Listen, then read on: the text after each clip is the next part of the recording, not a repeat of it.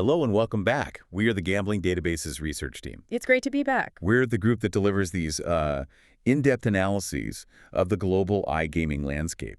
In each report, we explore things like local regulations, tax, player experience. And operator conditions, all the emerging trends, yeah. Our whole goal is to give you a really clear data-driven picture of what makes each of these markets tick. Because just looking at raw data can be, well, it's just noise until you find the signal, you know? Exactly. And today, we're turning our attention to the Baltics, specifically Latvia.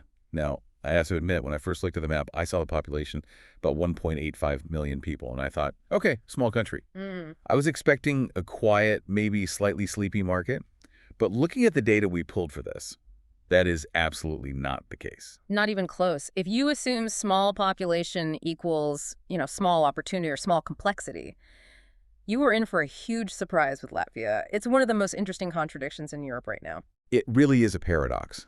On one hand, you have this tiny population, but on the other, you have a digital gambling ecosystem that's incredibly sophisticated, highly regulated, and frankly, really expensive to get into. That is the headline.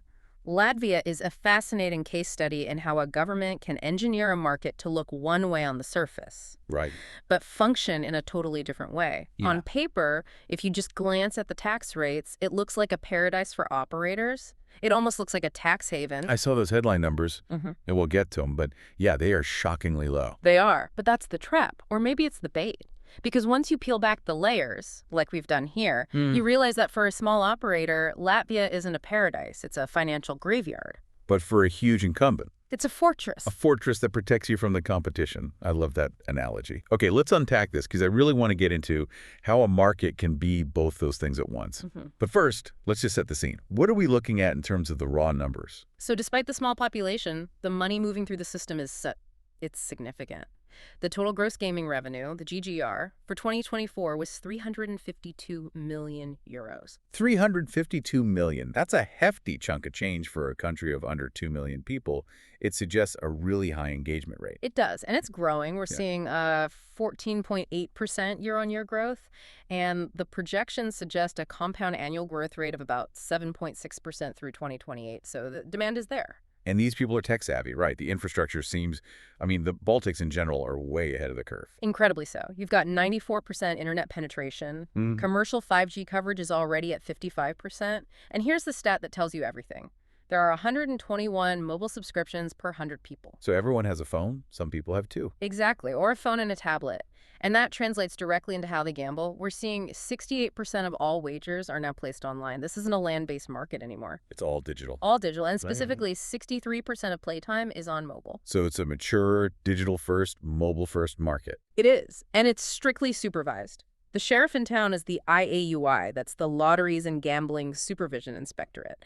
And since they overhauled the main law in 2023, they've run a very tight ship. This is what we call a white market. Meaning?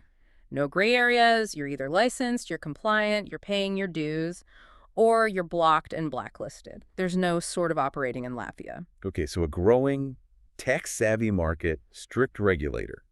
Now let's go back to that trap you mentioned, the golden handcuffs. The tax rates look good on paper. They do. If you're a CFO scanning European jurisdictions, Latvia just jumps off the page. The GGR tax for online casinos is just 10%. For sportsbooks, it's 5%. That sounds incredibly low compared to, Germany or the UK. That's practically nothing. It's very low. But here's the critical risk warning from our report. It is not about the percentage tax. It is about the fees. The entry price. The entry price and the price to stay in the game. First, just to get the license, you have an initial fee of about 427,000 euros. Wow, nearly $500,000 just to get your paperwork stamped. Just to get in the door. But here's the real killer. The statistic that completely changes the business model. There's an annual license renewal fee. Every single year, you have to pay 400,000 euros to the state. Wait, hold on. That's a flat fee. Flat fee. So it doesn't matter if I make 10 million euros or 10 euros. Doesn't matter. You make €1 or 100 million, you write a check for 400,000 euros every single year. That is just wild. It completely flips the economics on its head. It creates this massive regressive tax effect. Let's do the math. Imagine you're a huge operator. You're making 10 million euros a year. That 400K fee is just 4% of your revenue. Okay. Add that to your 10% GGR tax, and your effective rate is maybe 14%. which is still a fantastic rate for Europe. It's brilliant. But now, imagine you're a startup. You launch, you hustle, and you manage to make 1 million euros in your first year, which would be a great start, by the way. Absolutely. a €1 million start is nothing to sneeze at. Right. But watch what happens. You pay the 10% tax, so that's 100K gone. And then you have to pay the 400K renewal fee. Suddenly, you've paid €500,000 to the state. That's half your revenue. Half your revenue gone before you've paid a single salary, before you've paid for servers, for marketing, anything. You are underwater immediately.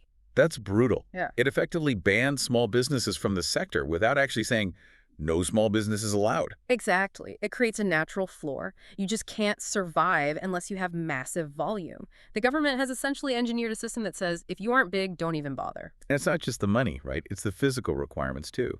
The local presence rules seem like a logistical nightmare for a modern iGaming company. They are. Most companies are used to remote operations, a server in Malta, a tech team in Estonia.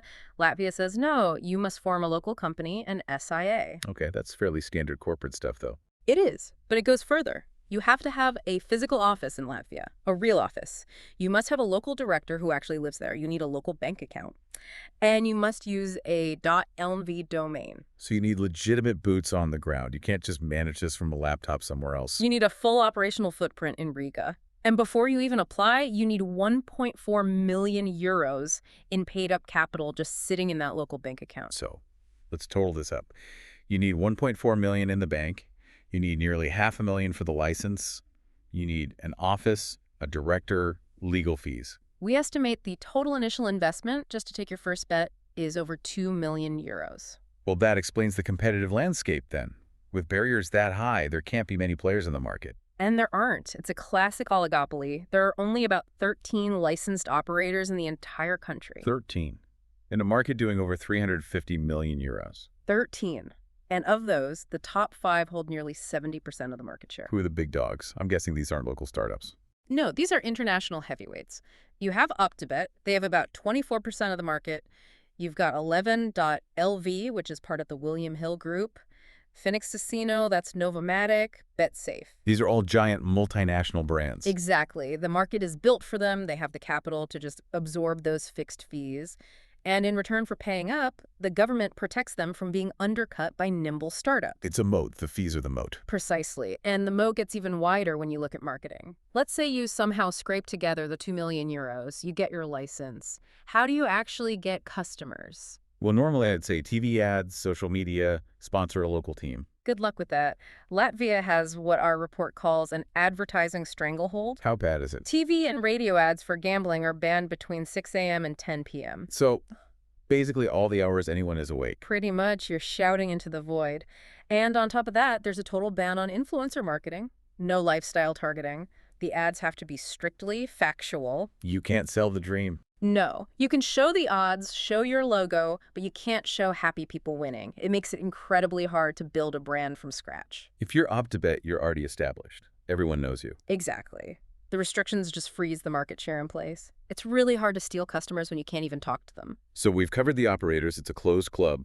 Let's pivot to the people actually placing the bets. Yeah. Who is the typical Latvian player? The demographic profile is interesting. The median age is 43 and a half.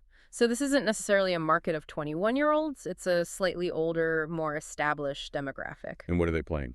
It's a mix, but online slots are king. About 57% of play is on slots. Sports betting is strong too, at 43%, but casino drives the revenue. And they spend a decent amount. Yeah, the average revenue per user, the ARPU, is about 208 euros. That's quite high for the region. It shows the players who do play are committed. Okay, now you mentioned this is a safe white market. What does that look like for the player? Is the protection actually there? It is. It's actually very good. Because the regulation is so strict, you have a national self-exclusion register that actually works. You exclude on one site, you're excluded on all of them instantly. That's a crucial feature. It is. And there's strict KYC Know Your Customer checks linked to state registries. And the government is really aggressive with ISP blocking of illegal sites. So if I'm a player, I'm pretty well protected. Yes, but there is a sting in the tail for the player too. And it's a big one. I have a feeling this involves taxes again. It does. Latvia has a winnings tax. Ouch. Directly on the player. Yep. If you win over 3,000 euros, the operator has to withhold 23% of that and send it straight to the government. 23%. That is massive. Yeah. So if I hit a 10,000 euro jackpot, I lose nearly a quarter of it instantly. Correct. Withheld at source. You never even see it. That has to be a huge incentive to look for black market sites, though. It's the single biggest driver. I mean, think about it. Who wins those amounts? High rollers, VIPs, professional bettors. They do not want to pay 23% tax on their winnings. So they go underground. They use VPNs, crypto casinos. The government fights it, but it's a constant game of cat and mouse. You build this fortress, but if you charge people a fortune to leave with their money, they're going to dig a tunnel. It's a difficult balance. You want to tax the industry, but tax the winnings too hard, and you drive people away from the very safe environment you built. It's a delicate ecosystem. The government has clearly prioritized high revenue and stability over a completely open market. So, putting this all together, we've reached the point in our analysis where we have to give a verdict. Who is this market for? Well, let's look at our ratings from the gambling databases team. We gave Latvia an Operator E score of 5.6 out of 10. That's firmly in the moderate to difficult range. It is. The financial barriers just drag that score right down. But for player access and safety, we gave it a 9.0 out of 10. So great for the consumer, if they don't mind the winnings tax, but tough for the business. Exactly. And here's our reality check. We calculated the runway, total initial investment, over 2 million euros. And the time to break even is estimated at 3 to 4 years. 3 to 4 years is a long time to be bleeding cash, especially with that 400K bill hitting your desk every January. Which leads us to our final recommendation. If you are a startup, a mid-sized operator, or anyone looking for a test market, Run away. avoid. The fixed fees will just drain your capital. The math doesn't work for small volume. But if you are a major multinational, a Flutter and Entain, and you're looking for steady bolt-on revenue, Or maybe looking to acquire one of those existing licenses. then it's a great market. It's stable, the rules are clear, and the high fees actually work for you because they keep competitors out. It is a pay-to-play game for the rich. That's the perfect summary. It's a stable, safe club, but the membership fee is astronomical. It really is a lesson in how regulation works. We think of it as just safety rules, but in Latvia, it's an economic filter.